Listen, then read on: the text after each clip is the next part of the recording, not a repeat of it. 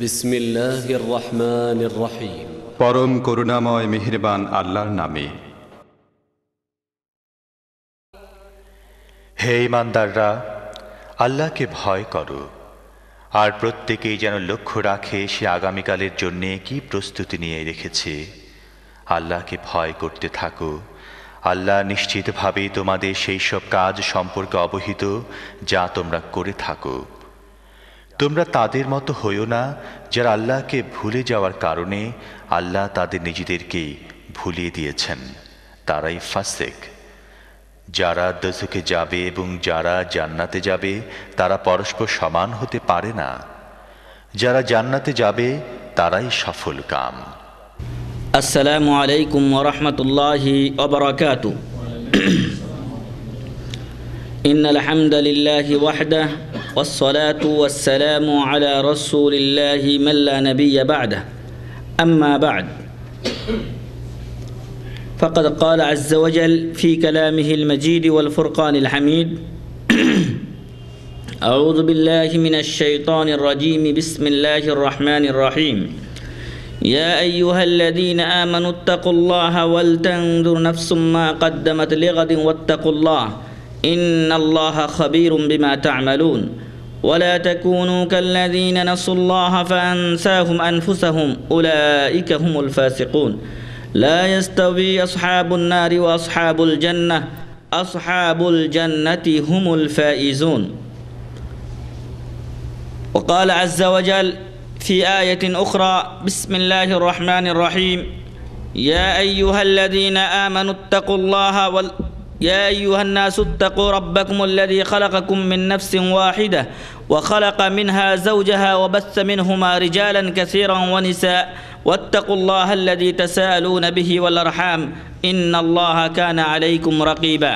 যাবতীয় প্রশংসা ও গুণগান একমাত্র সেই মহামহিয়ান মহান রব্বুল আলামিনের জন্য, যার অশেষ মেহেরবানিতে আমরা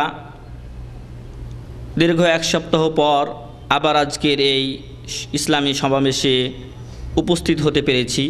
সাথে সাথে আমি দীর্ঘ 2 মাস পর আবারও আপনাদের মাঝে আল্লাহর রহমতে সুস্থভাবে ফিরে এসে আলোচনা শুরু করতে পেরেছি। এজন্য মহান রব্বুল আলামিনের প্রশংসা করি, আলহামদুলিল্লাহ। দরুদ ও শান্তির ধারা বর্ষিত হোক বিশ্ব মানবতার মুক্তির দূত প্রিয় রাসূল মুহাম্মদুর রাসূলুল্লাহ সাল্লাল্লাহু আলাইহি ওয়াসাল্লামের উপরে, যে মহামানব আমাদের মাঝে এমন এক সময় আগমন করেছিলেন যখন এই পৃথিবীর বুকে অন্যায়, রাহাজানি, লুটতরাজ ইত্যাদি শৈলাব বয়ে গিয়েছিল। কিন্তু এই মহামানবের আগমনে মহান রব্বুল আলামিন তার মাধ্যমে ওই সময়ের জাহিলিয়াত যুগের মূর্খতাকে এবং জাহিলিয়াতপনাকে পৃথিবী থেকে তার মাধ্যমে দুর্বৃত করেছেন। সেই রাসূলের উপর দরুদ পাঠ করি, বলি সাল্লাল্লাহু আলাইহি ওয়াসাল্লাম। প্রিয় ভাই এবং বন্ধুগণ, আজকে আমরা যে বিষয় নিয়ে আলোচনা করব তা অত্যন্ত গুরুত্বপূর্ণ এবং সে বিষয়টি হচ্ছে আত-তাকওয়া ওয়া আহমিয়াতুহু, তাকওয়া এবং তার গুরুত্ব। তাকওয়া শব্দটি মূলত আরবি, এটি আমরা বাংলা ভাষায় নিজেরাও ব্যবহার করে থাকি এবং তাকওয়া শব্দের অর্থ আমরা সাধারণত পরহেজগারিতা, অনেকে খোদা ভীরুতা বলে থাকি। আসলে খোদা শব্দটি বলা ঠিক না, এজন্য যে খোদা শব্দটি এসেছে 2টি শব্দের সংমিশ্রণে, আর তা হচ্ছে খোদ যোগ আ, মানে নিজেই আসা। খোদ মানে নিজে, আর আ মানে আসা। খোদ আ মানে নিজেই আসা। এই জন্য খোদা শব্দটি মহান রব্বুল আলামিনের ক্ষেত্রে ব্যবহার করা যাবে না। তাছাড়া মহান রব্বুল আলামিন এবং তার রাসূল সাল্লাল্লাহু আলাইহি ওয়াসাল্লাম আল্লাহর জন্য যে নাম এবং সিফাতগুলি সাব্যস্ত করেছেন তার মধ্যে কোনো স্থানেই খোদার উল্লেখ নেই। তো আমরা খোদা ভীরুতা বলে থাকি, তবে এটাকে আমরা চেঞ্জ করে বলতে পারি আল্লাহ ভীরুতা। আল্লাহর ভয়, পরহেজগারিতা এবং ভালো পথ অবলম্বনকে শাব্দিক অর্থে আমরা তাকওয়া বলে জানি। আর ইসলামের পরিভাষায় তাকওয়ার বিভিন্ন সংজ্ঞা ওলামাগণ দিয়েছেন এবং সাহাবাগণ থেকেও বর্ণিত হয়েছে। যেহেতু বিষয়টি অত্যন্ত গুরুত্বপূর্ণ তাই এর সংজ্ঞাও একাধিক এসেছে, এক একজন এক একভাবে একে সংজ্ঞায়িত করেছেন। তবে আমরা সব সংজ্ঞাগুলো বলতে না পারলেও মূল এবং গুরুত্বপূর্ণ কয়েকটি সংজ্ঞা বলবো ইনশাআল্লাহ।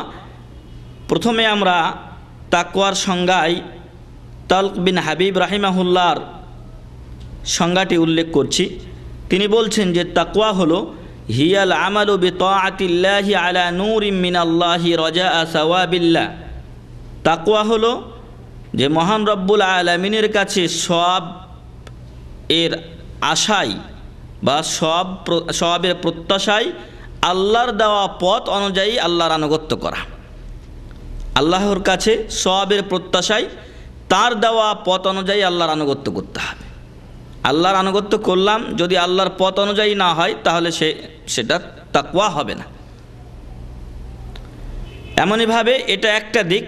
আরেকটা দিক হচ্ছে ওনার সংজ্ঞার মধ্যে ওয়াতারকু মাআসিল্লাহি আলা নূরিম মিনাল্লাহি মাখাফাতা আযাবিল্লাহ। আগে আমরা ভালো কাজ করেছিলাম সবের প্রত্যাশায় আল্লাহর নিকটে, আল্লাহর দেওয়া পদ্ধতি অনুযায়ী বা নিয়ম অনুযায়ী। এখন আমাকে আপনাকে আল্লাহর নিষেধকৃত কাজগুলো থেকে বিরত থাকতে হবে। কেন? মাখাফাতা আযাবিল্লাহ, আল্লাহর শাস্তির ভয়ে। আল্লাহর শাস্তির ভয়ে আল্লাহর নিষেধকৃত বা যেগুলোতে তার অবাধ্য হয় এমন কাজগুলো থেকে দূরে থাকতে হবে। কি পদ্ধতিতে? যেই পদ্ধতিতে আল্লাহ তাআলা বলে দিয়েছেন যে এই কাজ থেকে এইভাবে বিরত থাকতে হবে। যেমন উদাহরণস্বরূপ আমরা বলতে পারি আল্লাহ রসুল সাল্লাল্লাহু আলাইহি ওয়াসাল্লামের কাছে 3 জন ব্যক্তি এসেছিলেন এবং 3 রকম শপথ করেছিলেন। একজন বলেছিলেন আমি সারা জীবন রোজা রাখবো, আর একজন বলেছিলেন কোনোদিন বিয়ে শাদী করবো না, আর একজন বলেছিলেন আমি সারা রাত তাহাজ্জুদের নামাজ পড়বো, ঘুমাবো না কোনোদিন। তো আল্লাহর ইবাদত করা মাতলুব, এটা আল্লাহ চেয়েছেন, রাসূল সাল্লাল্লাহু আলাইহি ওয়াসাল্লাম বলেছেন যে আল্লাহর ইবাদত করতে হবে, কিন্তু এমনভাবে নয় যা আল্লাহর সীমারেখার বাইরে চলে যায়। রাত্রে কিছুক্ষণ সময় আল্লাহর ইবাদতে কাটাতে হবে, কিন্তু এমন নয় যে সম্পূর্ণ সময়টাই আপনি বিনিদ্রায় কাটিয়ে দিবেন এবং আপনার নিজের শরীরের যে অধিকার আছে তা আপনি খর্ব করবেন, সাথে সাথে আপনার পরিবারের ফ্যামিলির যে অধিকার আছে তা আপনি খর্ব করবেন। তো যেভাবে আমি আপনি আল্লাহর আনুগত্যের কাজগুলো আল্লাহর কাছে সওয়াব পাওয়ার প্রত্যাশায় আল্লাহর দেখানো পথ অনুযায়ী করব, ঠিক তদ্রূপ আল্লাহর নিষেধকৃত জিনিসগুলো থেকে বা যে কাজগুলো করলে আল্লাহর অবাধ্যতা হয় সেই কাজগুলো থেকে আমি আপনি আল্লাহর দেখানো পথেই বা সে অনুযায়ী বিরত থাকব। এটা হচ্ছে তাকওয়া। আর এই সংজ্ঞা দিয়েছেন তালক বিন হাবিব রাহিমাহুল্লাহ। এই সংজ্ঞা আপনি পাবেন ইমাম যাহাবির সিয়ার নামক গ্রন্থের ৪র্থ খণ্ডের ৬০১ পৃষ্ঠায়। ইমাম ইবনে কাসির বা ঐতিহাসিক মুফাসসির ইবনে কাসির রাহিমাহুল্লাহ তিনি মহান রব্বুল আলামিনের বাণী সূরাতুল আরাফের ২৬ নম্বর আয়াত, যেখানে বলা হয়েছে ইয়া বানি আদম কদ আনজালনা আলাইকুম লিবাসা, হে আদম সন্তানেরা আমি তোমাদের উপরে পোশাক নাজিল করেছি, আমি তোমাদেরকে পোশাক দিয়েছি। কেন? ইউয়ারি সাওআতিকুম, যা দিয়ে তোমরা তোমাদের লজ্জাস্থান আবৃত করবে। এরপর আল্লাহ বলছেন ওয়ারিশা, এবং এমন কিছু পোশাকাদি আমি তোমাদেরকে দিয়েছি যেই পোশাকাদির মাধ্যমে তোমরা সৌন্দর্য গ্রহণ করবে, নিজেকে সৌন্দর্য মণ্ডিত করবে।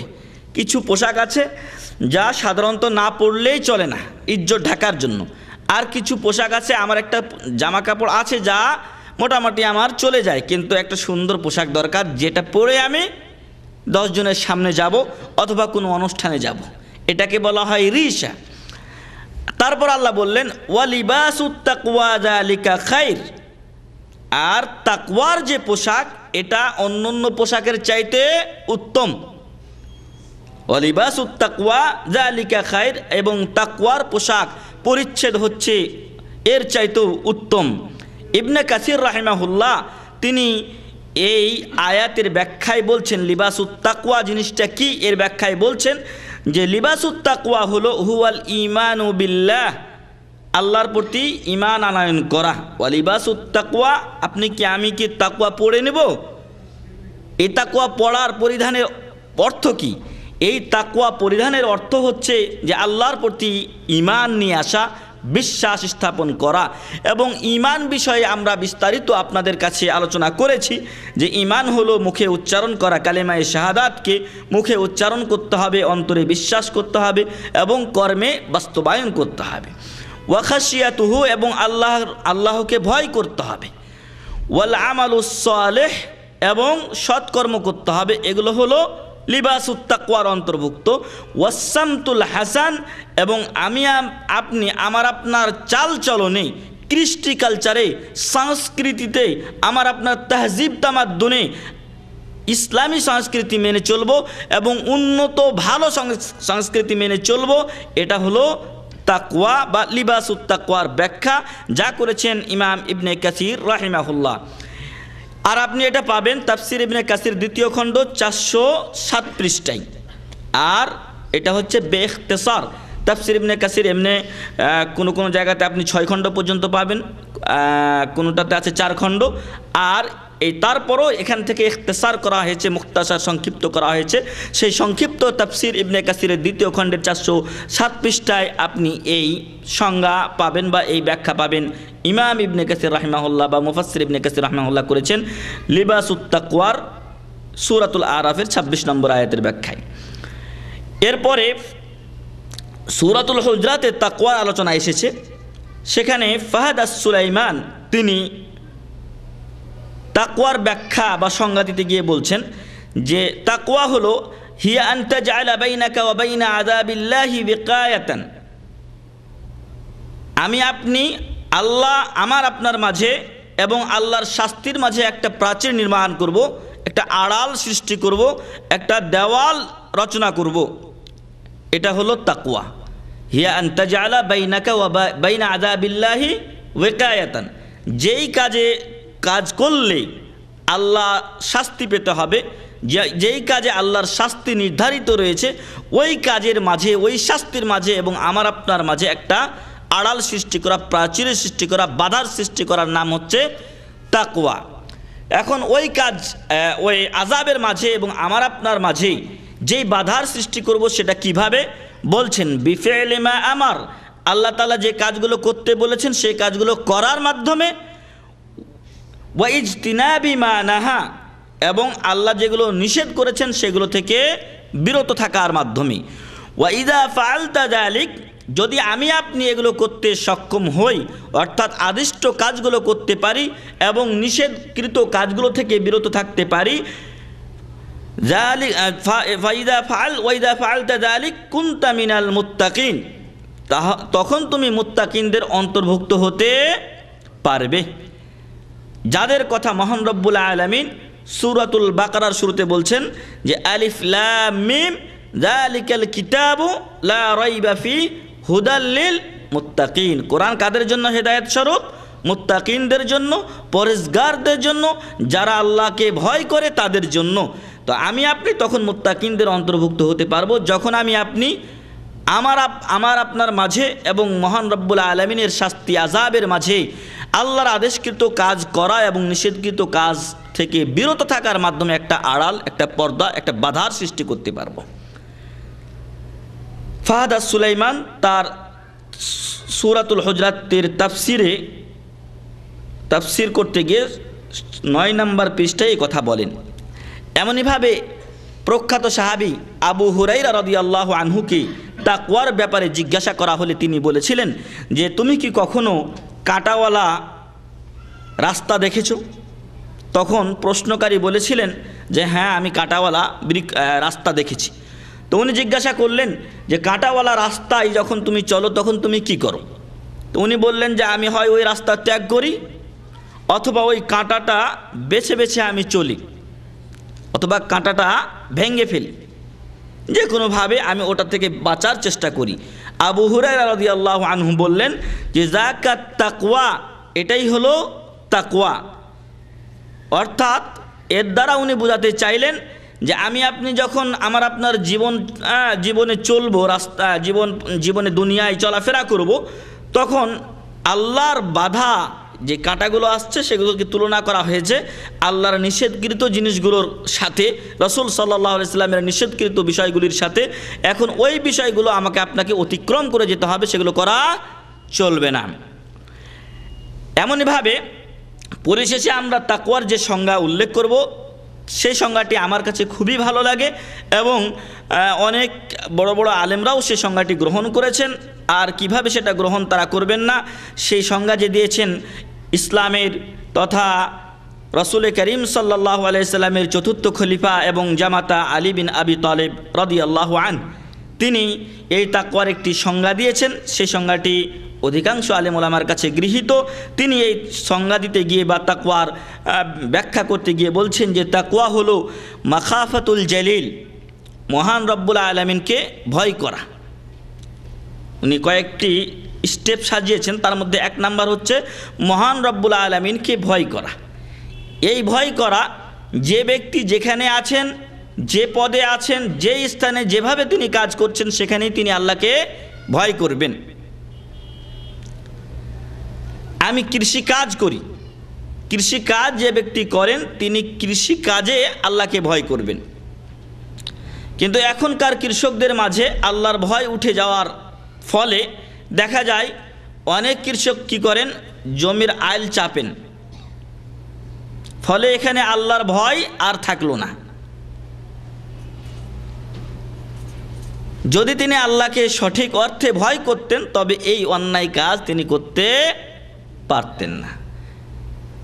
এমনইভাবে রাখাল যখন মাঠে গরু ছাগল চড়ায়, তখন দেখা যায় যে অন্যের ধান, অন্যের ক্ষেত তার অগোচরে তার গরু ছাগলকে খাইয়ে দেয়।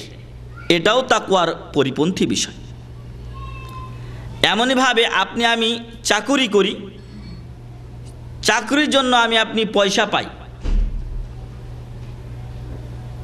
কিন্তু আমাদের দেশের অবস্থা এবং অধিকাংশ স্থানে এখন এই পরিস্থিতি চলে এসেছে যে আমি আমার কাজের জন্য পয়সা বেতন পাওয়া সত্ত্বেও আপনি যখন আমার কাছে ফাইল নিয়ে আসলেন তখন কিছু উপরি ইনকাম আমাকে যদি না দেন তথা ঘুষ না দেন, তাহলে আপনার কাজ আমি করে দেব না। এখানে আমি আপনি তাকওয়ার পরিপন্থী বিষয় করলাম, আল্লাহকে ভয় করলাম না। এমনইভাবে আমরা হাদিসের ঘটনায় পাই, আল্লাহ রসুল সাল্লাল্লাহু আলাইহি ওয়াসাল্লাম বলছেন যে কাল কিয়ামতের ময়দানে 7 প্রকার ব্যক্তি আরশের ছায়ার নিচে স্থান পাবেন, যেদিন আরশের ছায়া ব্যতীত অন্য কোনো ছায়া থাকবে না। তার মধ্যে 1 প্রকার ব্যক্তি আল্লাহ রসুল সাল্লাল্লাহু আলাইহি সাল্লাম উল্লেখ করেছেন। সেই ব্যক্তি হলেন অরাজুলুন দাআতহু ইমরাআতুন যাতা হাসাবিন ওয়া জামাল ফাকালা ইন্নী আখাফুল্লাহ। ওই ব্যক্তিকে আল্লাহ তাআলা আরশের ছায়ার নিচে স্থান দিবেন, যে ব্যক্তিকে একজন সম্ভ্রান্ত পরিবারের মহিলা নারী এবং সে সুন্দরীও বটে, তাকে নির্জনে আহ্বান করে তার কামভাব পূরণের জন্য বা চরিতার্থ করার জন্য, কিন্তু ওই যুবক সুবর্ণ সুযোগ পাওয়ার পরও তাকে বলে এবং উত্তর দেয় ইন্নী আখাফুল্লাহ, আমি আল্লাহকে ভয় করি। আল্লাহর ভয়ে সে ওই কাজ থেকে বিরত থাকে। যদি থাকতে পারে তবে আল্লাহ তার জন্য এই পুরস্কার ঘোষণা করেছেন, আরশের ছায়ার নিচে তাকে কিয়ামতের দিনে স্থান দেবেন এবং 7 জন সৌভাগ্যবান ব্যক্তির একজন তিনি হবেন। কিন্তু যদি আমি এখানে আল্লাহকে ভয় করতে না পারি তাহলে সেখানেও আমি তাকওয়ার পরিপন্থী বিষয় করলাম। এমনইভাবে আল্লাহ রসুল সাল্লাল্লাহু আলাইহি ওয়াসাল্লাম ওই 3 ব্যক্তি যারা গুহায় আটকা পড়েছিলেন তাদের ঘটনা উল্লেখ করেছেন। তার মধ্যে একজন ব্যক্তি আছেন বা ছিলেন যিনি তার চাচাতো বোনকে পাওয়ার জন্য উদ্গ্রীব ছিলেন। তাকে পাওয়ার জন্য তার মন সর্বদা ব্যাকুল ব্যস্ত ছিল। একদিন তিনি তার মনের ভাব তার কাছে প্রকাশ করলেন। চাচাতো বোন এবার 100 দিরহাম বা দিনারের শর্ত আরোপ করলেন, যা তখনকার যুগে কষ্টসাধ্য ব্যাপার ছিল অর্জন করা, কিন্তু মনের যে জেদ এবং খেদ তা পূরণের জন্য চাচাতো ভাই কিছুদিনের মধ্যে সেই 100 দিরহাম বা 100 দিনার তিনি রোজগার করলেন এবং চাচাতো বোনকে দিলেন এবং সাথে সাথে বললেন যে শর্ত হয়েছে তা পূর্ণ করো। এবার দুজনে অবৈধ কাজে যখন উদ্যত, তখন চাচাতো বোন বললেন, ইয়া আব্দাল্লাহ, হে আল্লাহর বান্দা, ইত্তাকিল্লাহ, তুমি আল্লাহকে ভয় করো, ওয়ালা তাফতাহিল খাতাম, আর তুমি আল্লাহ তাআলা আমার যে মোহর মেরে দিয়েছেন এবং অন্যায় পথে যাকে ব্যবহার করা হারাম করে দিয়েছেন সেটা তুমি খুলে দিও না, অর্থাৎ আমার সাথে ব্যভিচারে তুমি লিপ্ত হও না। ওই ব্যক্তি ওই স্থান থেকে ওই 100 দিরহাম বা দিনার ত্যাগ করেছিলেন, চাচাতো বোনকে দিয়ে দিয়েছিলেন এবং সেখান থেকে উঠে এসেছিলেন কেবলমাত্র মহান রব্বুল আলামিনের ভয়ে। যদি আমি আপনি এরকম ভয় করতে পারি তাহলে 1 নম্বর শর্ত অর্জন করতে পারবো, মাখাফাতুল জালিল, মহান রব্বুল আলামিনকে ভয় করা। প্রতিটি ক্ষেত্রেই মহান রব্বুল আলামিনকে ভয় করতে হবে। তার একটি উদাহরণ এখানে মহান রব্বুল আলামিন উল্লেখ করছেন, বিসমিল্লাহির রহমানির রহিম, ইয়া আইয়ুহান নাবিয়্যু ইযা তাল্লাকতুমুন নিসা ফাতাল্লিকুহুন্না লিইদ্দাতিহিন, হে নবী সাল্লাল্লাহু আলাইহি সাল্লামকে সম্বোধন করা হলেও এই হুকুম, এই বিধান সারা বিশ্বের মুসলমানদের জন্য। ইযা তাল্লাকতুমুন নিসা, যখন তোমরা নারীদেরকে তালাক দাও, ফাতাল্লিকুহুন্না লিইদ্দাতিহিন, তখন তাদের ইদ্দতে তাদেরকে তালাক দাও, অর্থাৎ যখন তার মাসিক থেকে সে পবিত্র হয়, তুহুরে চলে আসে, তখন তুমি তাকে তালাক দাও। ওয়া আহসুল ইদ্দাহ, এবং এই ইদ্দতকে গণনা করে রাখো, কখন তুমি তালাক দিলে, আবার কখন মাসিক আসছে, আবার কখন দ্বিতীয় তালাক দিতে হবে বা দিলে কিনা তুমি এগুলো গণনা করে রাখো। ওয়াত্তাকুল্লাহ রাব্বাকুম, এবং এক্ষেত্রে তোমরা আল্লাহকে ভয় করো। এমনটি যেন না হয়ে যায় যে আমি ভুলক্রমে তালাক দিয়ে দিয়েছি আমার স্ত্রীকে এবং আমার স্ত্রী তালাক হয়ে গেছে, এরপরও আমি আমার স্ত্রীকে পাওয়ার আশায় বললাম যে আমি তালাক দেই নাই। এই বিষয়গুলো তো স্বামী স্ত্রীর মধ্যেই সীমাবদ্ধ। যদি এখন আপনি অস্বীকার করে বসেন যে না আমি 3 তালাক দেইনি, 1 তালাক দিয়েছি বা 2 তালাক দিয়েছি, তাই আল্লাহ বললেন যে ওয়াত্তাকুল্লাহ রাব্বাকুম, তোমরা আল্লাহকে ভয় করো, তো যিনি তোমাদের রব, তোমাদের পালনকর্তা। তাহলে তালাকের ক্ষেত্রেও আল্লাহকে ভয় করতে হবে। আমার আপনার জীবনের প্রতিটি পদে পদে আল্লাহকে ভয় করে চলতে হবে। যদি আমি আপনি এই ভয় করে চলতে পারতাম, তাহলে বিভিন্ন কোম্পানিতে, বিভিন্ন অফিস আদালতে কিছু লোক থাকে যারা অন্যের কাজ পর্যবেক্ষণ করেন, দেখেন ঠিকমতো কাজ করে কিনা, ফাঁকি দেয় কিনা।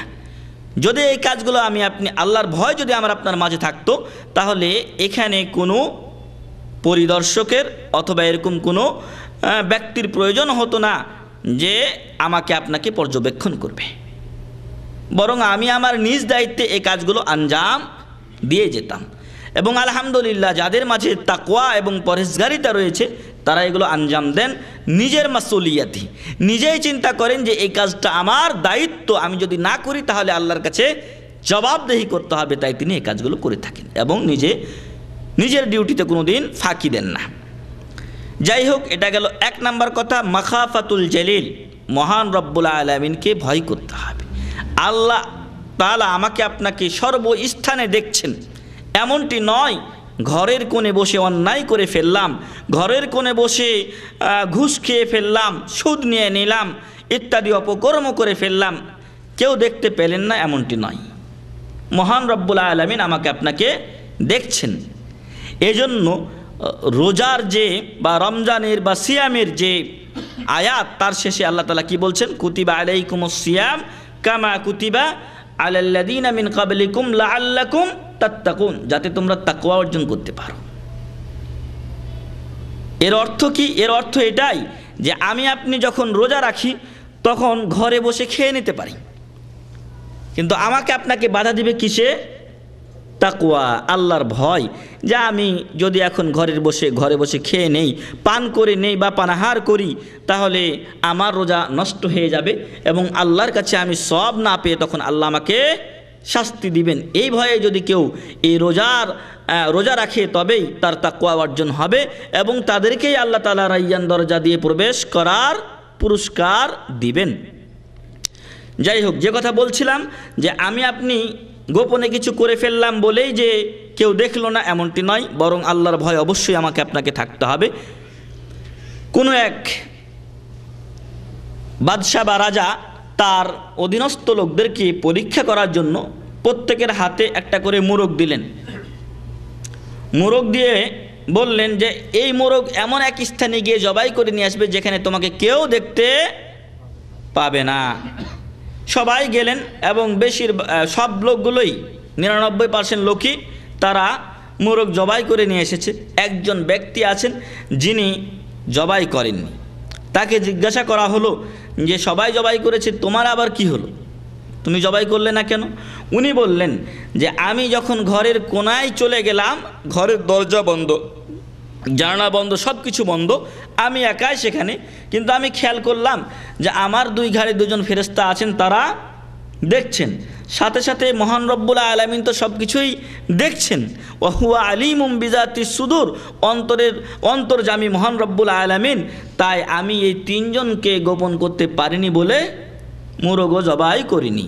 রাজা বললেন যে আজকের পরীক্ষায় পাশ করেছে একমাত্র তুমি, এবং তাকেই রাজা পুরস্কৃত করলেন। প্রিয় ভাই এবং বন্ধুগণ, বোঝানোর বিষয় ছিল যে মাখাফাতুল জলিল, মহান রব্বুল আলামিনের ভয় আমাদের মাঝে আজকে নেই, যার ফলে প্রতিটি স্থানে অন্যায় রাহাজানি হচ্ছে। একজন আরেকজনকে অন্যায়ভাবে গোপনে হত্যা করে ফেলছে, কিন্তু সে জানে না যে কাল কিয়ামতের ময়দানে মহান রব্বুল আলামিনের কাছেই এই আমার মাথাটা মস্তকটা প্রথমে হাজির করা হবে বিচারের জন্য। যদি এই ভয় থাকতো তাহলে অন্যকে অন্যায়ভাবে হত্যা করতে পারতো না। এমনইভাবে প্রতিটি স্থানে যেখানে অন্যায় হচ্ছে সেখানে যদি আল্লাহর ভয় থাকতো তাহলে অনেকাংশে কমে যেত এই অন্যায়। আমরা ইসলামের প্রথম খলিফা আবু বকর সিদ্দিক রাদিয়াল্লাহু আনহুর দিকে দৃষ্টি দিলে দেখতে পাই, যদিও এগুলো ইতিহাসের ঘটনা, সত্যতা এবং মিথ্যা উভয়টি হতে পারে, তবে আমি এর কিতাব থেকে কোনোদিন এই ঘটনা পড়িনি। তবে যখন বাল্যকালে আমি পড়েছি তখন এক বাংলা বইয়ে লেখা ছিল যে আবু বকর রাদিয়াল্লাহু আনহু তিনি খেলাফতের দায়িত্ব পেলেন, এমত অবস্থায় ওমর বিন খাত্তাব রাদিয়াল্লাহু আনহুকে তিনি প্রাদেশিক গভর্নর বানালেন। অর্থাৎ মালিক আবদুল্লাহ যেরকম, সেখানে আবু বকর সিদ্দিক রাদিয়াল্লাহু আনহু বসে আছেন, আর এই দাম্মামের দায়িত্ব দেওয়া হয়েছে ওমর বিন খাত্তাব রাদিয়াল্লাহু আনহুকে।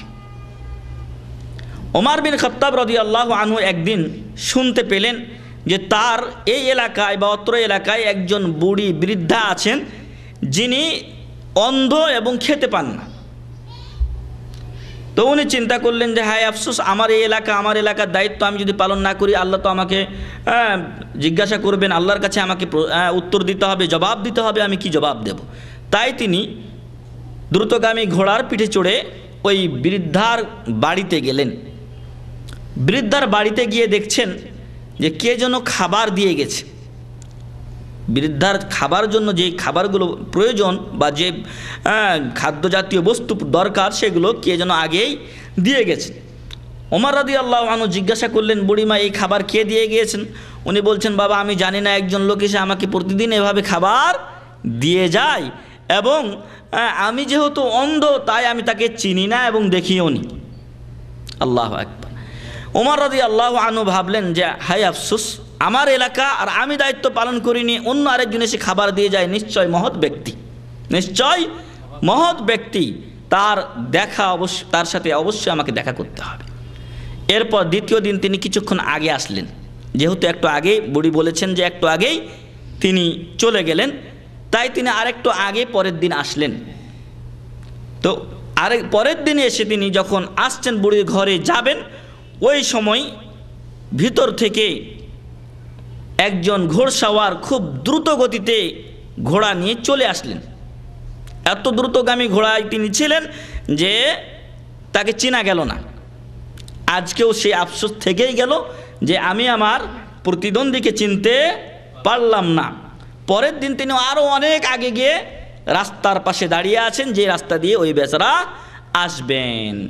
দাঁড়িয়ে আছেন তিনি, দেখলেন একজন ঘোড়সাওয়ার গেলেন সেখানে, যাওয়ার পরে কিছু খাবার দাবার যা তার দেওয়ার সেগুলো তিনি দিলেন।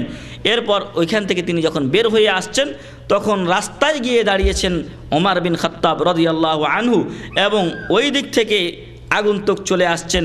এবার দুজনের সামনাসামনি দেখা হলো, দুজন পরস্পর মোলাকাত করলেন এবং ওমর রাদিয়াল্লাহু আনহু সামনে দেখলেন তিনি আর কেউ নন, তিনি হলেন ইসলামের প্রথম খলিফা এবং রসুল সাল্লাল্লাহু আলাইহি ওয়াসাল্লামের পরে সর্বশ্রেষ্ঠ ব্যক্তি আবু বকর সিদ্দিক রাদিয়াল্লাহু আনহু। আল্লাহু আকবার। এরপর ওমর রাদিয়াল্লাহু আনহু বললেন যে আবু বকর তুমি এখানে? আবু বকর রাদিয়াল্লাহু আনহু বলছেন ওমর তুমি এখানে? এইভাবে দুজনে পরস্পর কথাবার্তা বলে মুসাফা করলেন, সাক্ষাৎ করলেন।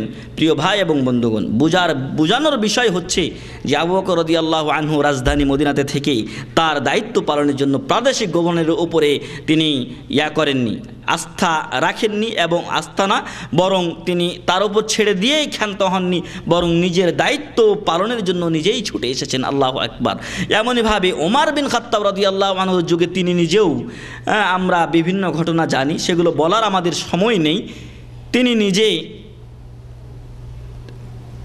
এই ঘাড়ে করে জবের বস্তা বয়ে নিয়ে গিয়েছিলেন ওই মহিলার কাছে, যে মহিলা তার বাচ্চাদের ক্ষুধার জ্বালা সহ্য করতে না পেরে বা তাদের যন্ত্রণা সহ্য করতে না পেরে খালি পানির পাতিলে জাল দিচ্ছিলেন। এই ঘটনা আমাদের সকলের জানা। এমনইভাবে ওমর বিন খাত্তাব রাদিয়াল্লাহু আনহু একদিন তিনি, এটাকে আরবিতে বলা হয় তাসি, রাত্রি জেগে তিনি উম্মাতের খবর নিতেন, তার অধীনস্থ লোকদের প্রজাদের খোঁজ খবর নিতেন। একদিন তিনি রাত্রে ঘুরে বেড়াচ্ছেন সকলের অবস্থা জানার জন্য। ঠিক এই সময় দেখলেন যে একজন লোক, একটা কুপি জ্বলছে এক বাড়িতে, এবং একজন লোক ওই রাস্তায় খুব পায়চারি করছে, একবার এদিকে যাচ্ছে আবার আসছে, বাড়িতে যাচ্ছে আবার আসছে। এরপর তিনি তাকে গিয়ে জিজ্ঞাসা করলেন যে ব্যাপার কি, আপনি এরকম করছেন কেন? তো উনি বললেন যে আমাদের খেলাফতের দায়িত্ব দেওয়া হয়েছে, আমিরুল মুমিনিন করা হয়েছে এমন এক ব্যক্তিকে যে আমাদের কোনো খোঁজ নেয় না। কার সাথে কথা বলছেন তিনি? ওমর বিন খাত্তাব রাদিয়াল্লাহু আনহুর সাথে কথা বলছেন এবং বলছেন যে আমাদের দায়িত্ব দেওয়া হয়েছে এমন এক অযোগ্য ব্যক্তির উপরে যে আমাদের খোঁজ রাখে না। তিনি বললেন, লজ্জিত হলেন নিজে নিজে যে আমি সঠিক সময় তার কাছে পৌঁছতে পারিনি। বললেন কি সমস্যা তোমার? উনি বলছেন যে আমার স্ত্রী সন্তান সম্ভবা, কিন্তু তার কাছে কোনো ধাত্রী নেই, কেউ যে তার শুশ্রূষা করবে এরকম কোনো ব্যক্তি নেই। ওমর বিন খাত্তাব রাদিয়াল্লাহু আনহু কোনো হসপিটালে যাননি, কোনো ধাত্রীর বাসায় যাননি, বরং গিয়েছেন কোথায়? নিজের বাড়িতে গেছেন। যাওয়ার পরে নিজের স্ত্রীকে ঘুম থেকে জাগিয়েছেন। এরপরে নিজে বাচ্চা হওয়ার পরে যে সকল খাবারের প্রয়োজন সেই সকল জাতীয় খাবারগুলো নিজের পিঠে তিনি কাঁধে নিয়ে এসেছেন। এরপরে ওই নিজের স্ত্রীকে নিয়ে এসে ওই মহিলার ঘরে প্রবেশ করিয়ে দিয়ে ওই মহিলার স্বামীর সাথে বাইরে তিনি কথাবার্তা বলছেন। এরপরে কিছুক্ষণ পর ওমর রাদিয়াল্লাহু আনহুর স্ত্রী এসে সংবাদ দিচ্ছেন যে আলহামদুলিল্লাহ, তোমার বন্ধুর বা তোমার সাথীর পুত্র সন্তান হয়েছে বা সন্তান সুন্দরভাবে দুনিয়াতে এসেছে, আলহামদুলিল্লাহ। এরপরে ওমর রাদিয়াল্লাহু আনহু ওই খাবারগুলো ওই পুরুষের হাতে, ওই ব্যক্তির হাতে তুলে দিয়ে তিনি চলে আসছেন। তখন তিনি বলছেন যে আপনি কি, আপনার পরিচয় তো আমি জানতে পারলাম না। তখন তিনি বললেন যে আমি আল্লাহর এক বান্দা, তোমার সহযোগিতায় আল্লাহ তাআলা আমাকে নিয়ে এসেছেন। এইভাবে তিনি চলে আসতে চেয়েছিলেন, কিন্তু যখন ওই ব্যক্তি নাছড় বান্দার মতো তাকে ধরলেন তখন তিনি বললেন যে আমি সেই অযোগ্য এবং অধম ওমর যাকে আল্লাহ তাআলা এই উম্মতের দায়িত্ব দিয়েছেন। আল্লাহু আকবার। এইভাবে তারা দায়িত্ব পালন করেছেন, আল্লাহকে ভয় করেছেন। এগুলো সবই আল্লাহর ভয়ের কারণে। এবং এই ওমর বিন খাত্তাব রাদিয়াল্লাহু আনহু নিজেই বলেছেন যে ফোরাতের তীরে একটা কুকুর না খেয়ে মারা গেলেও আমাকে জবাবদেহি করতে হবে আল্লাহর কোর্টে, কারণ আমি তার আমির, আমার এলাকায় যা কিছু আছে তাদের দেখাশোনার দায়িত্ব আমার। প্রিয় ভাই এবং বন্ধুগণ, আসুন আমরা আল্লাহকে ভয় করতে শিখি। এই ভয় যদি আপনার মাঝে আসে তাহলে ইবাদতও ঠিক হবে, আর যেগুলো থেকে নিষেধ করেছেন আল্লাহ এবং তার রাসূল সাল্লাল্লাহু আলাইহি ওয়াসাল্লাম সেগুলো থেকেও আমরা বিরত থাকব। দুনিয়া সুন্দরভাবে চলবে। আল্লাহ তাআলা আমাদেরকে আল্লাহর ভয় অর্জনের এবং তাকে যথাযথভাবে ভয় করার তৌফিক দান করুন। আল্লাহুম্মা আমিন। এমনইভাবে 2 নম্বর শর্তে আলী রাদিয়াল্লাহু আনহু বলছেন ওয়াল আমালু বিত তানজিল, কোরআন অনুযায়ী আমল করতে হবে, কোরআন ও হাদিস অনুযায়ী আমাকে আপনাকে আমল করতে হবে, তবে আমি আপনি তাকওয়া অর্জন করতে পারবো। আল্লাহ তাআলা কোরআনের একাধিক আয়াতে ইয়া আইয়ুহাল্লাযীনা আমানু আতিউল্লাহ ওয়া আতিউর রাসূল ওয়া উলিল আমরি মিনকুম ফাইন তানাযাতুম ফি শাইইন ফারুদ্দুহু ইলাল্লাহি ওয়া রাসূল ইত্যাদি আয়াতগুলিতে তিনি আল্লাহ এবং তার রাসূল সাল্লাল্লাহু আলাইহি ওয়াসাল্লামের আনুগত্যের কথা আমাদেরকে বলেছেন। তাই আমার আপনার জন্য একান্ত ফরজ যে আমি আপনি অবশ্যই তাদের আনুগত্য করব, কোরআন ও সুন্নাহ মোতাবেক আমল করব, তবেই আমাদের দুনিয়া সুন্দরভাবে চলবে। আজকে এই বিশ্বের মাঝে যে অশান্তি বিরাজ করছে তার একমাত্র কারণ মানুষ কোরআন ও হাদিস থেকে দূরে সরে যাওয়া। এরপরে বলছেন যে ওয়ার রিদা বিল কালিল, অল্পে তুষ্ট থাকতে হবে। অল্পে তুষ্ট বলতে যা আমাকে আল্লাহ তাআলা দিয়েছেন এবং যা প্রতিনিয়ত আমি আপনি উপার্জন করতে সক্ষম হচ্ছি হালাল পথে, এটা নিয়ে আমাকে আপনাকে সন্তুষ্ট থাকতে হবে।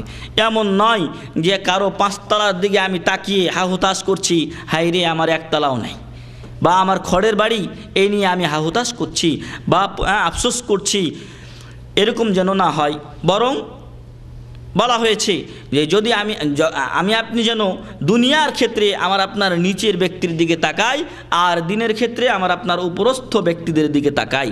যখন দিনের দিকে ধর্মের দিকে তাকাবো তখন যেন বড় বড় আলেম ওলামা বা বড় আবেদ যারা আছেন, যারা বেশি বেশি ইবাদত করছেন, তাদের দিকে আমাকে আপনাকে তাকাতে হবে যে ওর তুলনায় বা ওনার তুলনায় আমি আপনি কিছুই ইবাদত করছি না। ঠিক এমনইভাবে দুনিয়ার দিকে যখন তাকাবো তখন 5 তলা 10 তলা 20 তলা বিল্ডিংয়ের দিকে না তাকিয়ে বা কোটিপতির দিকে না তাকিয়ে আমাকে আপনাকে রাস্তায় শুয়ে থাকা লোকদের দিকে তাকাতে হবে যে তারাও মানুষ, তাদের থেকে আমি অনেক ভালো আছি। এই জন্য আর রিদা বিল কালিল, অল্পে তুষ্ট থাকতে হবে। তবে হ্যাঁ, আপনি যদি হালাল পথে কোটিপতি হন, বিলিয়ন ট্রিলিয়ন ডলারের মালিক হন, তাতে কোনো সমস্যা নেই। ইসলামে এর উজ্জ্বল দৃষ্টান্ত রয়েছে এবং প্রথম যুগের যারা ব্যক্তি ছিলেন তাদের মাঝে আমরা এগুলো খুঁজে পাই। তার মধ্যে অন্যতম হলেন ওসমান বিন আফফান রাদিয়াল্লাহু আনহু, রাসূল সাল্লাল্লাহু আলাইহি সাল্লামের জামাতা এবং ইসলামের 3য় খলিফা। তাকে ওসমান গানি বলেই আমাদের দেশের লোকেরা চিনে এবং জানে। এবং আল্লাহ রসুল সাল্লাল্লাহু আলাইহি ওয়াসাল্লাম যখনই কোনো দান সদকার কথা বলেছেন তখন সব চাইতে বেশি অগ্রসর মান ছিল তার হাত। আল্লাহ রসুল সাল্লাল্লাহু আলাইহি ওয়াসাল্লাম যখন জাইশুল উসরা সাজাচ্ছিলেন, কঠিন অবস্থা, মুসলমানদের কারো হাতে টাকা পয়সা নেই, ওই সময় ওসমান রাদিয়াল্লাহু আনহু 300 ঘোড়া প্রথমত দান করেছিলেন। এরপর যখন রসুল সাল্লাল্লাহু আলাইহি ওয়াসাল্লাম বললেন যে আরও তোমরা দান করো, তখন উনি এই 300 ঘোড়াকে সাজিয়ে দিয়েছিলেন, অর্থাৎ তার তরবারি, জিন, পোষ যা লাগে ওর উপরে বসার যে গদি ইত্যাদি সব কিছু তিনি সাজিয়ে দিয়েছিলেন। 300 ঘোড়া, এখন কেউ আছে একটা ঘোড়া সাজিয়ে দিবে এমন তো লোক নাই। এইভাবে ওসমান রাদিয়াল্লাহু আনহু ইসলামের জন্য দান করেছেন। এরপরও যখন রাসূল সাল্লাল্লাহু আলাইহি ওয়াসাল্লাম ওই যুদ্ধেই আরও বলছেন, আরও উদ্বুদ্ধ করছেন যে আরও যার যা আছে, যতটুকু সামর্থ্য আছে দান করতে থাকো। এবার ওসমান রাদিয়াল্লাহু আনহু 1000 স্বর্ণ মুদ্রা নিয়ে আসলেন এবং আল্লাহ রাসূল সাল্লাল্লাহু আলাইহি ওয়াসাল্লামের কাছে দিলেন। রাবি বলছেন, যিনি দেখেছেন রসুল সাল্লাল্লাহু আলাইহি ওয়াসাল্লামকে, যে রসুল সাল্লাল্লাহু আলাইহি ওয়াসাল্লাম ওই 1000 স্বর্ণ মুদ্রা তার নিজের কোলে নিয়ে নাড়ছেন, এদিকে এদিক করছেন এবং বলছেন মা দাররা ওসমান মা ফাআলা বা'দাল ইয়াউম, আল্লাহু আকবার। আজকের পরে ওসমান রাদিয়াল্লাহু আনহু যাই করুক না কেন তার কোনো ক্ষতি হবে না, ন্যায় করুক অন্যায় করুক তার কোনো ক্ষতি হবে না। তাহলে এগুলো কিসের বিনিময়ে হয়েছে? পয়সার বিনিময়ে। অপর এক ঘটনায় আল্লাহ রসুল সাল্লাল্লাহু আলাইহি ওয়াসাল্লামের যুগে মদিনায় একটা কূপ ছিল, যে কূপটির মালিক ছিল ইয়াহুদি এবং মুসলমানদের কোনো তেমন কূপ ছিল না, পানি খাওয়ার খুব সমস্যা হচ্ছিল। আল্লাহ রসুল সাল্লাল্লাহু আলাইহি ওয়াসাল্লাম বললেন যে কে এমন একজন ব্যক্তি আমার উম্মতের মাঝে আছে যে এই কূপটা ক্রয় করে মুসলমানদের জন্য দান করে দিবে ফি সাবিলিল্লাহ, এবং সে এই কূপের একজন মাত্র সদস্য থাকবে, আমির নয়। আমি কিনে দান করে দিলাম, আমি লিডারশিপ, আমি এর নেতৃত্ব দিব, কাউকে পানি দিব বা কাউকে আগে পরে এগুলা দেখাশোনা করব না, বরং এই কূপটা সম্পূর্ণ দান করে দেওয়া হবে, উনি সাধারণ একজন সদস্য থাকবেন এবং ওয়ালাহুল জান্নাহ, রাসূল সাল্লাল্লাহু আলাইহি ওয়াসাল্লাম তার জন্য সুসংবাদ দিয়েছেন যে তার জন্য কি জান্নাত। আর এই কূপ ক্রয় করে মুসলমানদের জন্য দান করেছিলেন ওসমান বিন আফফান রাদিয়াল্লাহু আনহু। তাই যে কথা বলছিলাম আর রিদা বিল কালিল বলা হয়েছে ঠিক, কিন্তু যদি আমি আপনি হাজারো টাকা ইনকাম করতে পারি, কোটি টাকা ইনকাম করতে পারি, তাতে কোনো সমস্যা ইসলামে নেই। তবে আপনাকে এর জাকাত যখন ফরজ হবে তখন অবশ্যই তার জাকাত আদায় করতে হবে। এখানে যাদের অধিকার আছে সেই অধিকার আপনি আদায় করবেন। 4 নাম্বার কথা, ওয়াল ইস্তিদাদু লিয়াউমির রাহিল, পরকালের জন্য আমাকে আপনাকে প্রস্তুত থাকতে হবে। দুনিয়া আমার আপনার ক্ষণিকের, এই দুনিয়া চিরস্থায়ী নয়।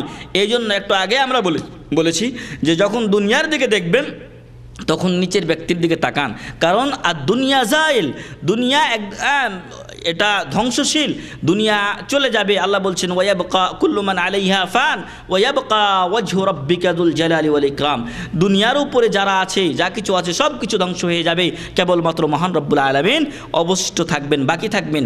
তাই এখান থেকে বোঝা যায় যে আমাকে আপনাকে দুনিয়াকে মুসাফিরখানা হিসাবে গ্রহণ করতে হবে।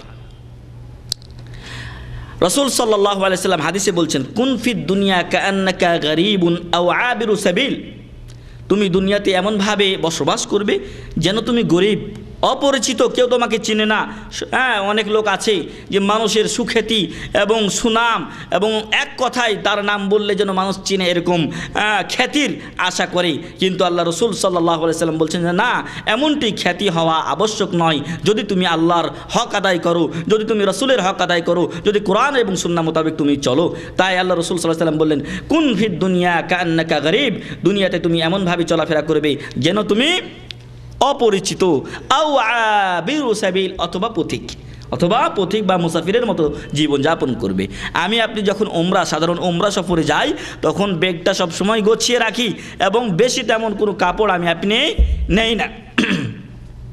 তো আমি আপনি 2-4টা কাপড় নিই, ঠিক এরকমই দুনিয়াতে আমি আপনি যত কিছুই করি না কেন, এই দুনিয়ার উদাহরণ হচ্ছে একটা মুসাফির খানার মতো। এই দুনিয়া ছেড়ে আমাকে আপনাকে চলে যেতে হবে। তাই পরকালের জন্য আমাকে আপনাকে প্রস্তুতি গ্রহণ করতে হবে। আবু আলী রাদিয়াল্লাহু আনহুর সংজ্ঞা থেকে এটাই বোঝা যায়। উনার তাকওয়ার সংজ্ঞায় তিনি বলছেন, তার তাকওয়ার সংজ্ঞায় তিনি 4টি বিষয়ের সমন্বয় করেছেন। 1 নাম্বার আল্লাহকে ভয় করা, 2 নাম্বার কোরআন ও হাদিস মোতাবেক আমল করা, 3 নাম্বার অল্পে তুষ্ট থাকা, ওয়াল ইস্তিদাদু লিয়াউমির রাহিল, এবং পরকালের জন্য প্রস্তুতি গ্রহণ করা বা প্রস্তুত থাকা। এই 4টি বিষয় যদি আমরা অর্জন করতে পারি তাহলে আলী রাদিয়াল্লাহু আনহুর ভাষায় আমরা তাকওয়া অর্জন করতে পারলাম। মহান রব্বুল আলামিনের কাছে দোয়া করি আল্লাহ তাআলা যেন আমাদের সবাইকে তাকওয়া অর্জনের তৌফিক দান করেন, আল্লাহুম্মা আমিন। এবং তাকওয়া অর্জনের মাধ্যমে আল্লাহ তাআলা আমাদেরকে মুত্তাকিনদের কাতারে অন্তর্ভুক্ত করুন, আল্লাহুম্মা আমিন। এ পর্যায়ে আমরা কোরআন ও হাদিস থেকে সংক্ষিপ্ত কয়েকটি দলিল পেশ করব যা তাকওয়ার গুরুত্ব বহন করে।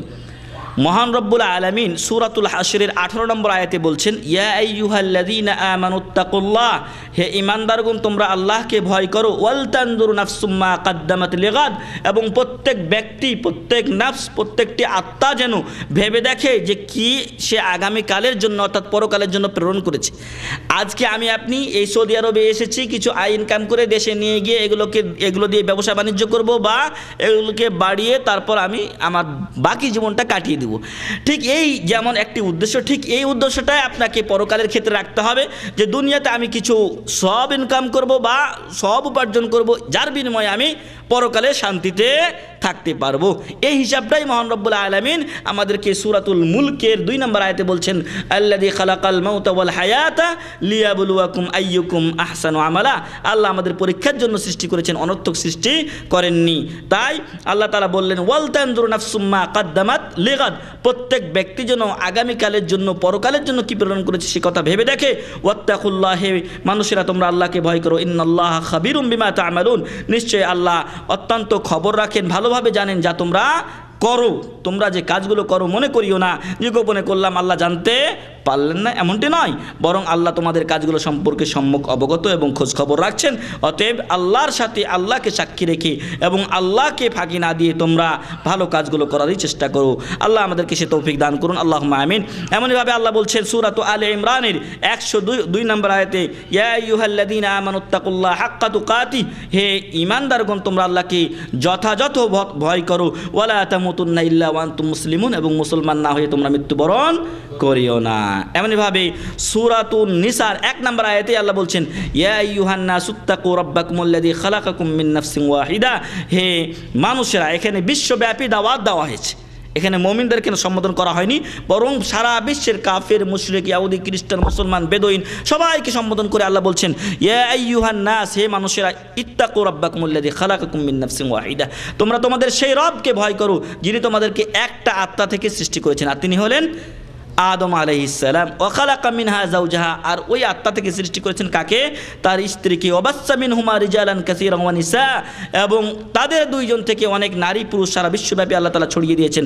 ওয়াত্তাকুল্লাহাল্লাযী তাসাআলুনা বিহি ওয়াল আরহাম, এবং আল্লাহকে তোমরা ভয় করো যার মাধ্যমে তোমরা পরস্পর চেয়ে থাকো। আমাদের দরবারে, আমাদের গেটে যখন ফকির আসে তখন কি বলে? লা ইলাহা ইল্লাল্লাহ মুহাম্মাদুর রাসূলুল্লাহ। তো আল্লাহর দোহাই দিয়েই তো ফকিররা, মিসকিনেরা চেয়ে থাকে। এমনইভাবে আমরা কথায় কথায় এদেশে শুনতে পাই ওয়াল্লাহ বিল্লাহ, এই আল্লাহর দোহাই, আল্লাহর কসম দিয়ে, আল্লাহর শপথের মাধ্যমে কাজকে বা কোনো কথাকে আরও শক্তিশালী করা হয়। তো যেই আল্লাহর দোহাই দিয়ে তোমরা পরস্পরের কাছে চাও, সেই আল্লাহকে ভয় করো। ওয়াল আরহাম, এবং আত্মীয়তার সম্পর্ককে তোমরা ভয় করো। এই আত্মীয়তার সম্পর্ক আজকে যেন আমাদের দুনিয়াবী সম্পর্কে রূপান্তরিত হয়েছে। কেউ যদি আমাকে, আপনাকে, আমার আপনার সাথে সম্পর্ক রক্ষা করে, তাহলে আমি আপনি তার সাথে সম্পর্ক রক্ষা করি। আর যদি কেউ আমার আপনার সাথে সম্পর্ক রক্ষা না করে, তাহলে আমিও তার সাথে সম্পর্ক রক্ষা করি না।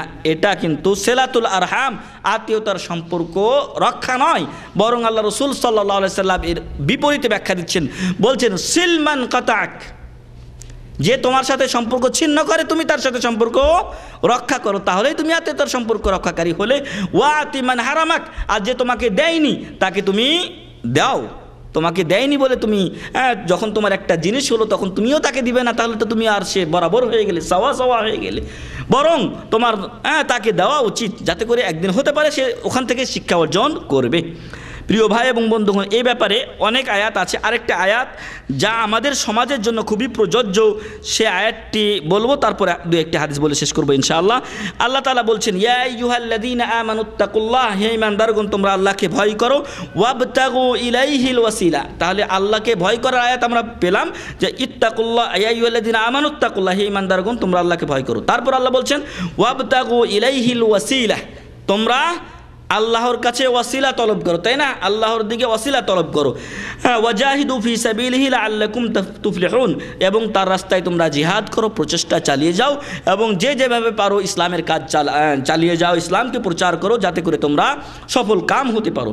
এখন আমাদের দেশে কিছু লোক আছে যারা ওয়াবতাগু ইলাইহিল ওয়াসিলার কাছে এসে এখানে বলে থাকে যে এই ওয়াসিলা হলো পীর বাবারা এবং মাজার, এবং যে যে পথে আছে 18 17 সবরশি, ওই তারা নিজেদেরকে প্রমাণ করতে চায় যে আমরাই হলাম সেই ওয়াসিলা, আমরাই হলাম সেই মিডিয়া বা মাধ্যম। কিন্তু আসলে কোনো মুফাসসিরই এই অর্থ করেননি যে অবতাগু ইলাইহিল ওয়াসিলার এই অর্থ হলো যে পীর ধরতে হবে এবং কোনো মাজার ভক্ত হতে হবে অথবা কোনো পীরের মুরিদ হতে হবে, এমনটি নয়। বরং এর সঠিক অর্থ হচ্ছে ওয়াবতাগু মানে উতলুবু, তোমরা তালাশ করো এবং অন্বেষণ করো। ইলাইহিল ওয়াসিলা অর্থ হচ্ছে মা ইউকাররিবুকুম ইলাইহি মিন তাআতিহি, অর্থাৎ এমন কিছু আনুগত্যশীল কাজ করো, নৈকট্যজনক কাজ করো যা তোমাদেরকে আল্লাহর কাছাকাছি করে দিবে। এমন কিছু নৈকট্যশীল কাজ করো, ভালো কাজ করো, যেগুলো তোমাদেরকে আল্লাহর কাছাকাছি করবে, এটাই হচ্ছে ওয়াসিলা। তাই যারা ওয়াসিলা বলতে পীর বোঝায়, তাদের অর্থ কোনো মুফাসসিরই করেননি এবং এটা সম্পূর্ণ ভুল অর্থ। তাদেরকে জবাব দেওয়ার জন্য আপনাদেরকে এই কথাটা জেনে রাখা একান্ত দরকার। এরপরে আমরা যে কুরবানি করে থাকি সেই কুরবানির ব্যাপারেও আল্লাহ বলছেন, সেখানেও আল্লাহ তাকওয়ার কথা নিয়ে এসেছেন। বলছেন লা ইয়ানালাল্লাহু লুহুমুহা ওয়ালা দিমাউহা ওয়ালাকিন ইয়ানালুহুত তাকওয়া মিনকুম, আল্লাহর কাছে আমার আপনার কুরবানির গোশত পৌঁছে না এবং রক্তও পৌঁছে না। লুহুমুহা ওয়ালা দিমাউহা, দমও পৌঁছে না, ওর রক্ত পৌঁছে না, ওর লাহাম গোশতও পৌঁছে না। কি পৌঁছে? ওয়ালাকিন ইয়ানালুহুত তাকওয়া মিনকুম, আমার আপনার অন্তরে যে আল্লাহ ভীরুতা আছে, ভয় আছে, আল্লাহর তাকওয়া আছে, পরহেজগারিতা আছে, এটা আল্লাহ দেখে থাকেন। কি উদ্দেশ্যে কুরবানি করছি? আমার 5টা 7টা ছেলে মেয়ে আছে, অন্যরা কুরবানি দিবে, ওদের দিকে চেয়ে থাকবে, একটা দেই, এই জন্য যদি দিয়ে থাকি তাহলে গোশত খাওয়াই হবে। আর যদি আল্লাহর সন্তুষ্টির জন্য দিয়ে থাকি তাহলে গোশত খাওয়া হবে, আল্লাহর সন্তুষ্টি অর্জন করা হবে। তাই এক্ষেত্রে তাকওয়াকে খেয়াল রাখবেন। এমনইভাবে আল্লাহ আরেকটি বিষয়কে বারবার ভয় করতে বলেছেন, তা হচ্ছে জাহান্নামের আগুন। জাহান্নামের আগুনকে আল্লাহ তাআলা একাধিক আয়াতে ভয় করতে বলেছেন, ওয়াত্তাকুন নার আল্লাতী উইদ্দাত লিল কাফিরিন, সেই আগুনকে তোমরা ভয় করো যা জাহান্নামীদের জন্য বা কাফেরদের জন্য প্রস্তুত করে রাখা হয়েছে। এমনইভাবে মহান রব্বুল আলামিন কিয়ামত দিবসকেও একাধিক আয়াতে ভয় করতে বলেছেন। সেই আয়াতগুলো হলো সূরা বাকারার 24 নম্বর আয়াত, এমনইভাবে সূরা বাকারার 123 নম্বর আয়াত, সূরা বাকারার 281 নম্বর আয়াত। এই আয়াতগুলিতে মহান রব্বুল আলামিন কিয়ামত দিবসকে ভয় করতে বলেছেন। এমনইভাবে হাদিসের ভাষায় যদি আমরা দেখি তাহলে সেখানে পাবো যে আবু হুরায়রা রাদিয়াল্লাহু আনহু বলছেন, রাসূল করিম সাল্লাল্লাহু আলাইহি ওয়াসাল্লাম ইরশাদ করেন, ইন্নাল্লাহা লা ইয়ানজুরু ইলা সুওয়ারিকুম ওয়া আমওয়ালিকুম। তাকওয়া এত গুরুত্বপূর্ণ বিষয় যে মহান রব্বুল আলামিন কারো চেহারার দিকে দেখেন না, কারো চেহারার দিকে দেখেন না যে কে কত সুন্দর অথবা উঁচা লম্বা হ্যান্ডসাম, এইগুলোর দিকে আল্লাহ দেখেন না। ওয়া আমওয়ালিকুম, এটাও আল্লাহ দেখেন না যে কার কত সম্পদ আছে। কি দেখেন আল্লাহ? ওয়ালাকিন ইয়ানজুরু ইলা কুলুবিকুম ওয়া আমালিকুম। আল্লাহ তাআলা আমার আপনার হৃদয় দেখেন, আমার আপনার আমল দেখেন। যদি আমার আপনার আমল ভালো হয় আর আমি আপনি দেখতে যদি কুৎসিত হই, কিন্তু আমি তবুও আল্লাহ তাআলার কাছে আমি আপনি সম্মানিত। এই জন্য বেলাল হাবশি রাদিয়াল্লাহু আনহু একজন কালো দাস, নিগ্র দাস হওয়া সত্ত্বেও মহান রব্বুল আলামিন তাকে মর্যাদা দিয়েছেন, কারণ তার তাকওয়া ছিল, তার পরহেজগারিতা ছিল, তার আমলে সালেহ ছিল। এই জন্য আল্লাহ তাআলা ইসলামের প্রথম মুয়াজ্জিনও তাকে করেছেন। এমনইভাবে আবু হুরায়রা রাদিয়াল্লাহু আনহু আজ থেকে 1450 বছর পূর্বে তিনি বিদায় নিয়েছেন, কিন্তু তার নাম আজকেও আমরা স্মরণ করছি। হাদিসের পাতায় পাতায় তার নাম লেখা আছে। এগুলোর একমাত্র কারণ যে তাদের তাকওয়া ছিল, পরহেজগারিতা ছিল। তাদের চেহারা কেমন ছিল এগুলো কোনো দিন বলা হয় না যে আবু হুরায়রা রাদিয়াল্লাহু আনহু অত্যন্ত সুন্দর ছিলেন বা অনেক লম্বা ছিলেন, টাকা পয়সা অনেক ছিল। আবু হুরায়রা রাদিয়াল্লাহু আনহু বলছেন, যখন মদিনার লোকেরা সাহাবীরা, আনসার সাহাবীরা যখন বলতে লাগলেন যে যেদিকে তাকাই শুধু আবু হুরায়রা রাদিয়াল্লাহু আনহুর হাদিস, তখন আবু হুরায়রা রাদিয়াল্লাহু আনহু একটু রাগত স্বরেই বলেছিলেন যে হে আল্লাহ রাসূল সাল্লাল্লাহু আলাইহি সাল্লামের সাহাবীরা, তোমরা যখন ব্যবসা বাণিজ্য নিয়ে বাজারে মশগুল ছিলে, তখন আমি আবু হুরায়রা রাদিয়াল্লাহু আনহু পেটে পাথর বেঁধে আল্লাহ রাসূল সাল্লাল্লাহু আলাইহি সাল্লামের হাদিস শ্রবণ করেছিলাম। তো যে কথা বলছিলাম যে আল্লাহ সম্পদও দেখেন না, আল্লাহ স্বাস্থ্য এবং চেহারাও দেখেন না, বরং দেখেন আল্লাহ অন্তর এবং আমল। এই জন্য আল্লাহ তাআলা বলছেন, আল্লাহ রাসূল সাল্লাল্লাহু আলাইহি ওয়াসাল্লাম বলছেন, লা ফাদলা লি আরাবিয়্যিন আলা আজামিয়্যিন ইল্লা বিত্তাকওয়া। কোনো আরবের কোনো ফজিলত নেই অনারবের উপরে, কিন্তু তাকওয়া ব্যতীত। তাকওয়া যদি থাকে তাহলে তাকওয়ার মাধ্যমে একজন ওয়ানারব প্রত্যন্ত অঞ্চলে পড়ে আছে বাংলাদেশের কোনায়, তার যদি তাকওয়া থাকে তাহলে সৌদি আরবের মক্কা শহরের পাশে থাকে, এর যদি তাকওয়া না থাকে তাহলে ওই ব্যক্তি আল্লাহর কাছে বেশি সম্মানিত, অধিক সম্মানিত। এই জন্য আল্লাহ বলছেন, ইন্না আকরামাকুম ইনদাল্লাহি আতকাকুম, তোমাদের মধ্যে আল্লাহর নিকটে সবচাইতে সম্মানিত ব্যক্তি তিনি যার তাকওয়া বেশি। তাই আসুন আমরা তাকওয়ার বিষয়টিকে গুরুত্ব দেই।